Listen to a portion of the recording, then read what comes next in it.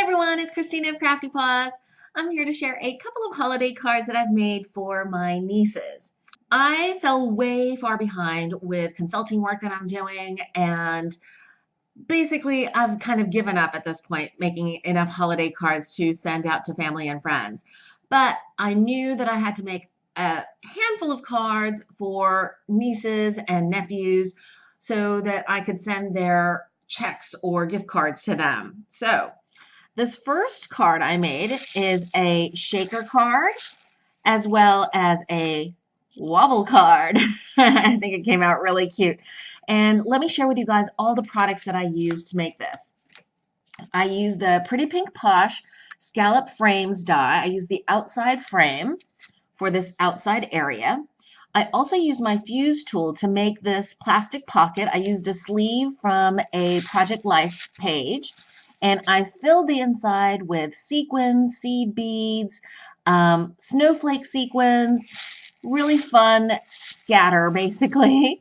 And for the background here, these birch trees, I used the Memory Box Birch Trio, and I put that on the front and glued it to the scallop frame so that this little action wobble would have a solid place to be attached to right there on this birch tree, because for the action wobble to really work well, it needs to be secure, and I didn't think that trying to glue it onto the plastic would be as secure as gluing it onto the cardstock birch tree. I Copic colored this little owl, which is an Art Impressions. I think he's called Beanie Hoots, and I just think it's so stinking cute. I cut away the branch just so it would look like he's just kind of standing. Colored him up with my Copic markers. I kind of did a flicking technique for the feather areas, and I did a dotting technique for the little hat. I used glitter stickles. I think I used the icicles for the little pom-pom on the top of his head. Then I fussy cut the whole thing out, and I used this memento marker to ink all around the edges so that after I fussy cut it out, you wouldn't see the white edge of the paper. For the inside, I made a little pocket. It's just a piece of cardstock that I folded on either side, scored and folded along the bottom, and I used a Martha Stewart snowflake punch. It's the Aspen punch around the page, just the border side. I punched a snowflake border, and I'm tucking in the check gift, and this is for my niece who lives in Rhode Island. This one I made using the same Pretty Pink Posh scallop frame, but this time I cut it out of red cardstock, and I actually used a Copic marker. I used the R39 so that it would coordinate better with the color of the rooftop that I colored. All of the Copic colors, by the way, are in my blog post where I share all the details, all the resources or materials that I used. For this little scene, I used the Paper Sweeties Pets stamp set. I used the puppy, the doghouse, the weather vane, the bowl with the little hearts. It's so cute.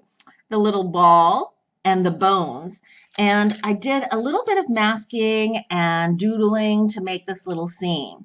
So for the puppy, as you can see, I doodled a little hat, a little Santa hat, and I glued that onto his head, except I popped up the little pom-pom with double-sided foam adhesive for dimension. I also masked off the back part of this bowl and the bottoms of these bones so that I could make a little arrangement of a dog bowl full of bones.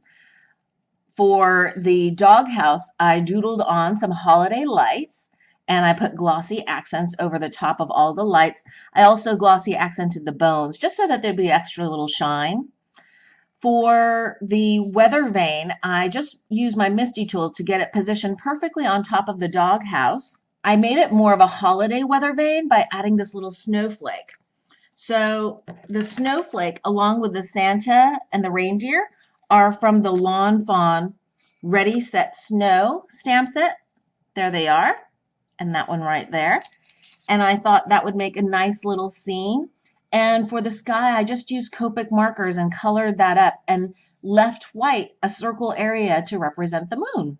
Then for the snowy ground, I just drew a line just to kind of show a kind of hilly background. I used a C1 Copic marker to create some shadows, and then used the Studio G glitter glue because I like the kind of iridescent color that I thought went well with the mint or teal color. This is one of my favorite color combinations, and it's actually the inspiration colors at Paper Sweeties for their December challenge. So I'm entering this card in that challenge. And like I said, these little stamps are from Paper Sweeties, and then I added the two Lawn Fawn ones. And then for the inside, I did the same thing and I stamped out, but this time because I used the dark red cardstock, I used white embossing powder. And by the way, the sentiment Merry Christmas is from the Merry Nice Julie Nutting's Prima stamp set. And I thought that came out really nicely, coordinating with the frame on the front. Thank you all so much for watching. I hope you guys are having a wonderful crafty day.